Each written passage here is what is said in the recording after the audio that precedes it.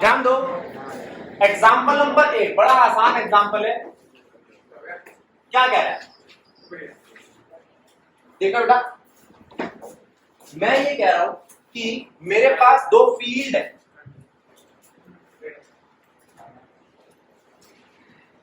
ठीक है, उनमें मैं इलेक्ट्रॉन और प्रोटॉन को चला, अगर उल्टा लिख दूं तो परेशान मत होना, एनसीईआरटी पहले इलेक्ट्रॉन चला दी, उनके बीच का एनसीईआरटी कह रही 15 सेंटीमीटर का डिस्टेंस। पहले आप मेरे को बताओ, ये बात ठीक है कि अगर इसके पीछे पॉजिटिव हुआ तो उसको धक्का मारेगा, इसके पीछे नेगेटिव हुआ तो वो इसको धक्का मारेगा, और यहाँ पे एक फील्ड भी सेटअप होगा। क्या नेगेटिव इलेक्ट्रॉन को धक्का मारता है? हाँ। नेगेटिव नेगेटिव को रिपेल करता है। क्या पॉजिटिव प्रोटॉन को धक्का मारता है? हाँ। ये बात ठीक है, ठीक है। अब जरा सुनते क्या है।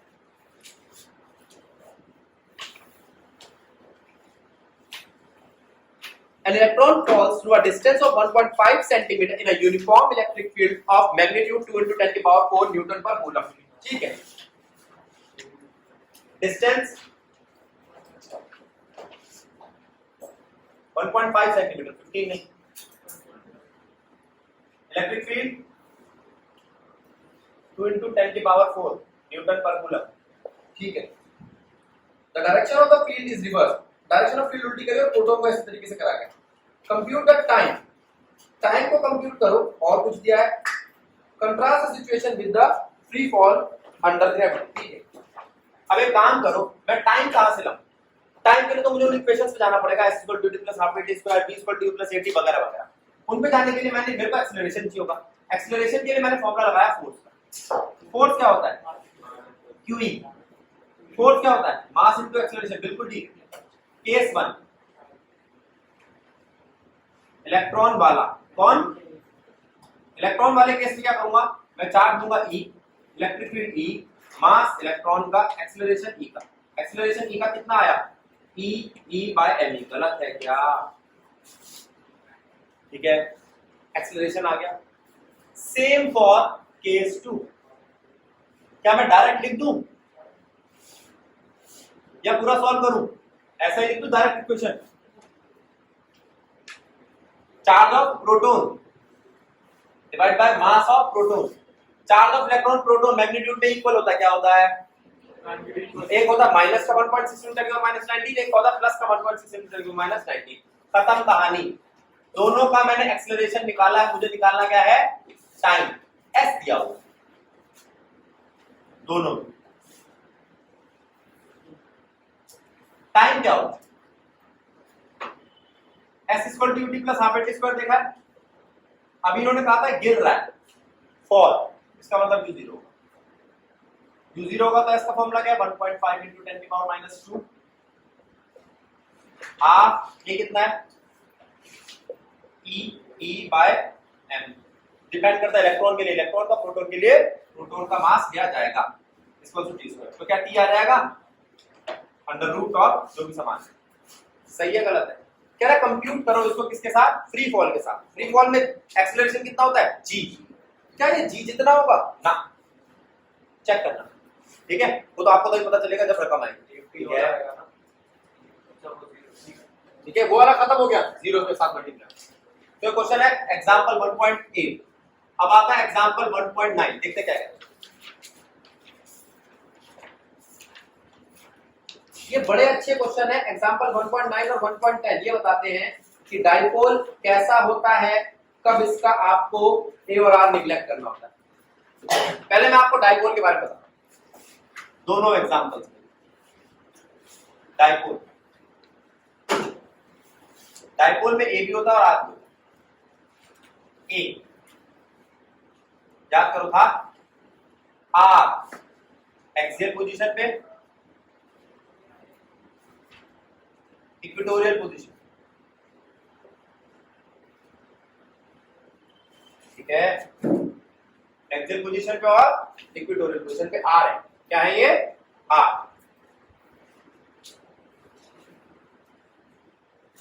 इनके क्या रिलेशंस हैं?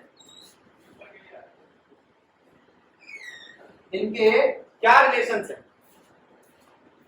अब कोई बताएगा? पीछे देखो, चेक करो। एक्सियल के लिए इलेक्ट्रिक फील्ड क्या था? इक्वेटोरियल के लिए इलेक्ट्रिक फील्ड क्या, वो वाली नहीं जिसमें एक्स था, वाली। ये तो तब आती है, ये कब आती है, जब आर बहुत बड़ा हो ए से। इक्वेटोरियल के लिए ये कब आती है, जब आर बहुत बड़ा हो ए से। लेकिन इससे पहले भी एक एक्सप्रेशन लिखा था मैंने, के पी, मेरे को याद नहीं रहता, वो R square plus A square की power square into R. Minus था, इक्वेटोरियल देखो पहले, या माइनस, बहुत अच्छा, प्लस 3/2 पावर 3/2, तो यहाँ नहीं होगा, ठीक। यहाँ पे के 2p आर, यहाँ होगा आर स्क्वायर माइनस ए स्क्वायर का अंडर रूट का होल स्क्वायर, ये था, देख लो रूट नहीं था, सब गलत सलत करवा दिया। आर माइनस ए का, खाली आर माइनस ए का स्क्वायर। अच्छा, इसको निगलेक्ट करेंगे, आपका स्क्वायर स्क्वायर हाँ एक कट जाएगा बिल्कुल। अब देखो, अब करना क्या है, ये कब लगेगा, ये तब लगेगा जब आर और ए कंपेरेबल हो, क्या हो, कंपेरेबल। ये कब लगेगा, जब आर और ए कंपेरेबल हो, और ये कब लगेगा, जब आर बहुत छोटा हो। अब मैं आपसे पूछता हूं कि जो मैं क्वेश्चन लिख रहा हूं उसमें कंपेरेबल किसमें और बहुत छोटा किसमें, जरा ध्यान दो। 10 सेकंड।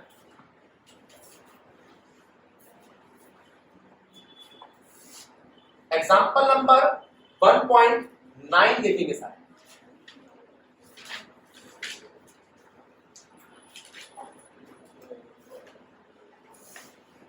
और समझो,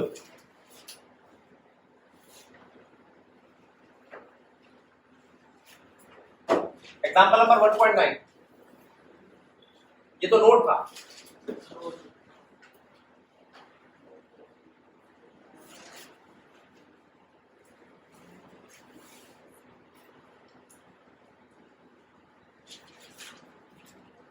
मैं कुछ पॉइंट पढ़ता हूं। कहता है इलेक्ट्रिक फील्ड पता करो एक ऐसे सेट से जिसमें यहां पर हो Q1 Q2, एक को प्लस का -8 कूलम, एक को माइनस का 10 की पावर -8 कूलम। ये तो डाइपोल है। पोजीशन कहां पता लगाना है तुम्हें, ए मतलब सेंटर, बी मतलब एक्सियल, सी मतलब इक्विटोरियल। पहले आप मुझे बताओ कि क्या चीजें कंपेरेबल है। यहां से लेके यहां तक तो होता है आर पता है कितना है, ये है 0.5, ये भी है 0.5, ये देखना 0.5 है, 0.05 है, 0.05 है, ये है 0.05, ये भी है 0.05। अब मैं आपको एक बात बताऊं कि इसका ए 0.05 है और आर 0.1 है, यानी कि 0.05 प्लस 0.05, तो आप आधे को कंपेरेबल ही तो कहोगे। एक 1 मीटर की चीज है, एक आधे मीटर की चीज है, कंपेरेबल है। अच्छा, एक 1 मीटर की चीज है और एक 1 सेंटीमीटर की, अब कंपेरेबल नहीं, बहुत छोटी है। तो ये छोटी नहीं, ये कितना है, ये भी 0.1 मीटर है, ये कितना है, ये भी 0.1 मीटर है। तो ये आर भी कंपेरेबल, यार भी हर जगह से आर कंपेरेबल है। तो आप कौन सा फॉर्मूला लगाओगे, सी के लिए इक्विटोरियल, ईसी क्या होगा, इक्विटोरियल। कौन सा वाला, कंपेरेबल वाला, K P by R square plus A square raise to the power 3/2। अगर ये गलत लगा दे तो गलत हो जाएगा। अब ई पी के लिए क्या लगाओगे, एक्सियल वाला, के 2p R by R square minus A square raise to the power. C पे क्या लगाओगे, एक बात बताओ, ये प्लस की इलेक्ट्रिक फील्ड है इधर आ रही, ये माइनस की इलेक्ट्रिक फील्ड है इधर आ रही, तो दोनों ऐड होंगे। बच्चा पता क्या सोचता है, ये प्लस है या माइनस है, दोनों इसको कट कर देंगे, ना प्लस प्लस। अच्छा, मानना पड़ेगा कि ए पे कुछ मान लो, थोड़ा समझना बेटा, इसको रटना मत। मान लो यहां से ये एक पॉजिटिव चीज, अब क्या बोलूं पहले बताओ, एक पॉजिटिव या नेगेटिव, जो आप कहोगे वो ले लो। पॉजिटिव, तो दोनों कैसे ले लें? अगर ये पॉजिटिव है तो क्या करेगा, रिपेल, और ये नेगेटिव है तो उसको क्या करेगा, अट्रैक्ट। ठीक है, आपने कहा भैया ये तो नेगेटिव है, तो अब आप बताओ नेगेटिव है तो क्या करेगा, अट्रैक्ट, और ये नेगेटिव है तो क्या करेगा, हर हाल में जुड़ेगा कि नहीं जुड़ेगा, सेम डायरेक्शन है कि नहीं। फोर्स से दिमाग लगाए, नया क्वेश्चन है, फंसोगे नहीं अगर रटोगे नहीं। आगे ईसी क्या होगा, ईसी होगा उसकी इलेक्ट्रिक फील्ड, इसमें 1 बोल रहा हूं, E1 प्लस E2। E1 कितना है, A Q bye R।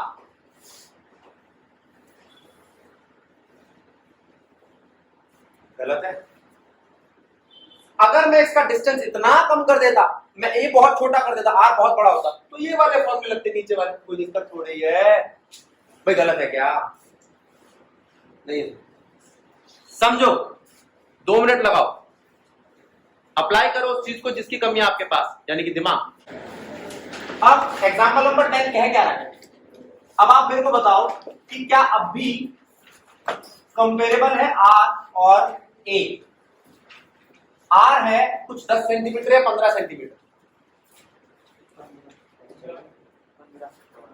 Are है 15 सेंटीमीटर। अब मैं आपसे जो पूछूं बताना, और ए है 5 mm। 5 mm का मतलब 0.5 सेंटीमीटर। कितना फर्क है, 30 गुना का फर्क है। अब ये कंपेरेबल है। अब आप कहोगे ए बहुत छोटा है आर से, ए, और अगर आप मुझे निकालना हो एक्सियल और इक्वेटोरियल पोजीशन पे, तो क्या करूंगा मैं? अब मैं एक्सियल और इक्वेटोरियल के बड़े आसान वाले फॉर्मूले लगाऊंगा, वो है ई इक्वेटोरियल इज इक्वल्स टू के पी बाय आर, और ये एक्सियल इज इक्वल्स टू के 2p बाय आर। खत्म बात, समझो। तो फर्क क्या है एग्जांपल नंबर 9 और 10 में? एग्जांपल नंबर 9 में ए और आर कंपेरेबल थे, एग्जांपल नंबर 10 में ए और आर कंपेरेबल नहीं। एक बात वाह, अच्छा 5 और 10 कंपेरेबल है? हाँ, 5 और 500 कंपेरेबल है, 100 गुना का फर्क हो गया। 5 और 150 वो भी कंपेरेबल नहीं, 30 गुना का फर्क हो गया। एटलीस्ट 10 गुना से बड़ा फर्क हो तो हम उसको निगलेक्ट करें, 20 गुना, 30 गुना, 40 गुना, 50 गुना, 100 गुना तो निगलेक्ट करें। अगला एग्जांपल नंबर 1.11, फिगर देखो क्या है,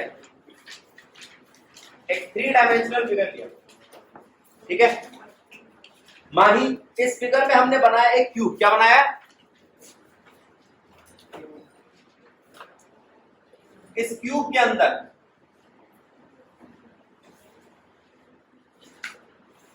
हमें इस तरीके से फेस दिखाई दे रहे, क्या दिखाई दे रहे?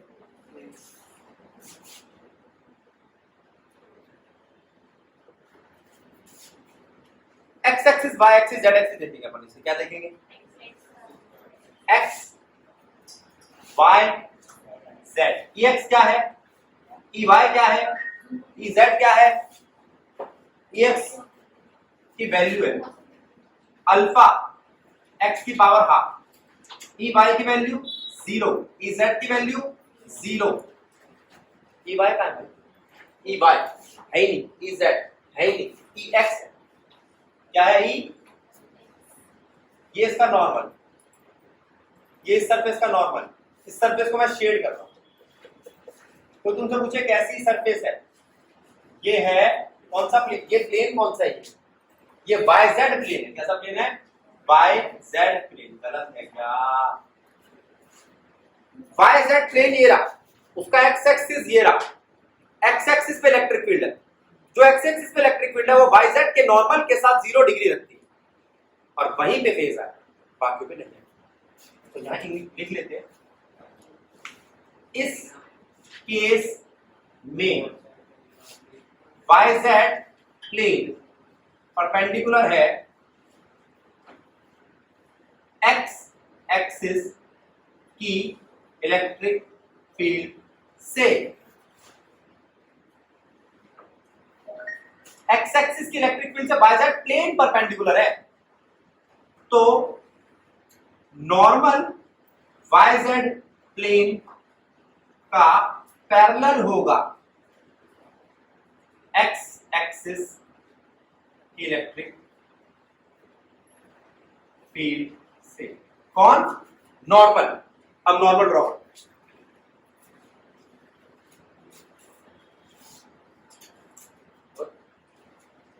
नॉर्मल देखना जरा, हमेशा किसी भी सरफेस से नॉर्मल ही होता है।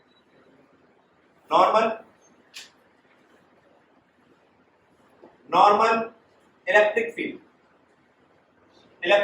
Angle 0 degree. किसका एंगल 0 है? Electric field. और इसका अब मैं इसको नाम दे दूं, ये वाला लेफ्ट, ये वाला राइट, और कुछ नाम नहीं समझ में आता, मैंने ई लेफ्ट ई राइट नाम दिया। ठीक है, एरिया कितना है? ए का स्क्वायर। देखता हूं उसने ए दिया है क्या? in which alpha is 800 Newton per coulomb meter raised to power half. Calculate the flux of cube or charge within the cube. Assume that A is equals to 0.1 m. ए है 0.1 है, 0.1 m का square हो जाएगा square. तो ए square का आप करोगे क्या? फ्लक्स निकालने में क्या एरिया मदद करता है? क्या फ्लक्स निकालने में एरिया मदद करता है? बेटा अनंत हाँ, फ्लक्स लेफ्ट का क्या होगा? Left electric field EX multiply में उसका एरिया मल्टीप्लाई में उसका थीटा। आप बताओगे इसका थीटा इसके साथ क्या है? नॉर्मल का थीटा 180 है। नॉर्मल देख बेटा, ये नॉर्मल इधर जा रहा है, इलेक्ट्रिक फील्ड उधर जा रही है। ध्यान दो, नॉर्मल किधर जा रहा है? इधर। मैंने यहाँ इलेक्ट्रिक फील्ड बना दी, सॉरी। अब ठीक है, मैंने गलत बनाया, मैंने इधर ध्यान नहीं। इलेक्ट्रिक फील्ड एक्स एक्सिस पे जा रही है, तो इधर नॉर्मल, इधर एक्स एक्सिस। माही बात ठीक है? कितने दिखाई दे रहा है? तो अगर इलेक्ट्रिक फील्ड इधर जा रही है, नॉर्मल इधर जा रहा है, तो एंगल कितना है? 180। एंगल कितना? 100 cos 180। और अगर राइट में है तो EX A स्क्वायर cos 0। अच्छा, कुछ और बातचीत हो तो देख लो। लग तो नहीं रही है। फ्लक्स निकाल दिया, इलेक्ट्रिक फील्ड निकाल दी, लेकिन इलेक्ट्रिक फील्ड यहाँ पर दी सीधी साधी नहीं है। पता है इसने इलेक्ट्रिक फील्ड क्या दिया? अल्फा एक्स की पावर हाफ। उसे खोलो,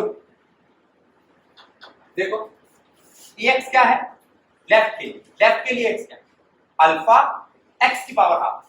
ये एनसीईआरटी की गलती है, उसने ए नहीं लिखा इसको तो ए लिखा, इस हिस्से को ए नहीं लिखा। ये ओरिजिन से यहां तक कितना है? x, वो है a। कितना है? अल्फा a की पावर हाफ। तो फ्लक्स कितना आएगा? अल्फा a की power half a square cos 180 का मतलब आप जानते हो। अगर मैं राइट की बात करूं तो कोई बच्चा बताएगा अब a कितना होगा? cos 0 degree. EX क्या होगा? अल्फा, ये दूरी कितनी है अब x? a है या 2a है? बात समझ में आई? cos 0 degree. पावर हाफ आ गया। पावर हाफ किसकी? हाँ, इसमें लग। अब आपके पास लेफ्ट का फ्लक्स है, राइट का फ्लक्स है, उसने कहा पूरे क्यूब का निकालो। पूरे क्यूब का भी निकाल देंगे। कैसे निकालेंगे?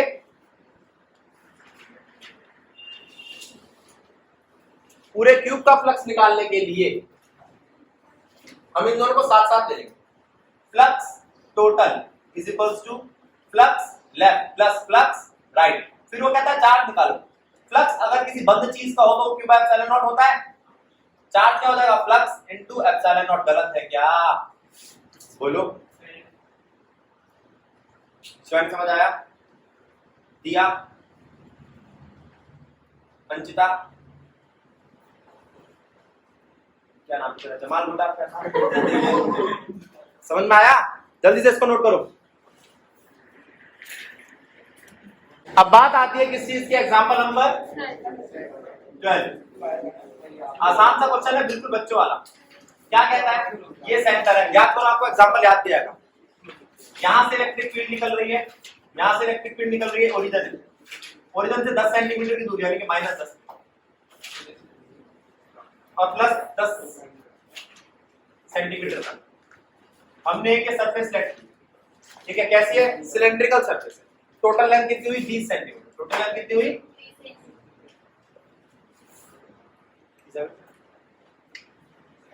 टोटल लेंथ कितनी हुई 20 सेंटीमीटर। अब इसमें 3 सरफेस है बेटा, एक ये और एक ये। अब मैं आपसे पूछ रहा हूं अगर ये इलेक्ट्रिक फील्ड है तो इस नॉर्मल के साथ इसका क्या एंगल है? जीरो। इसका जीरो। अब बताओ ये बात कर चुके हम इसका 90। अब वो कहता है आप ना इसकी सर्कुलर सरफेस पे फ्लक्स निकालो, सर्कुलर या एरिया क्रॉस सेक्शन, तो कितना आएगा E S cos 0। गलत है? दोनों पे यही आएगा। हाँ, क्योंकि इलेक्ट्रिक फील्ड ना ऐसे निकल रही है इधर और इधर। अगर ये सारी इलेक्ट्रिक फील्ड इधर जा रही होती तो एक पे आता 180 एक पे आता 0 जैसे यहाँ हुआ, लेकिन ये बीच में से आधी इधर जा रही है आधी इधर जा रही है, तो दोनों पे कितना आएगा 0 0। लेकिन यहाँ पे फ्लक्स निकालो, क्या बोलते हैं इसको बेटा, कौन सी कर्व सरफेस, कर्व सरफेस पे फ्लक्स कितना होगा 0। अब जो आया आपका ये क्या था ES, अब वो कहता टोटल फ्लक्स कितना होगा, वो होगा एक सर्कुलर का ES प्लस दूसरे सर्कुलर का ES प्लस तीसरे सर्कुलर का 0 2ES। चार्ज कितना होगा, ये 2ES किसके बराबर है Q बाय चार्ज आ जाएगा, नहीं आया, आ गया, चलो ये आपका एग्जांपल नंबर 12 था। क्या था 13 में आपको करा चुका हूं, ठीक है। एक्सरसाइज के क्वेश्चन डाउट है कराऊं क्या अगली क्लास में? चलो अगली क्लास में देखेंगे सब बच्चों के एक्सरसाइज के क्वेश्चन के डाउट खत्म करा।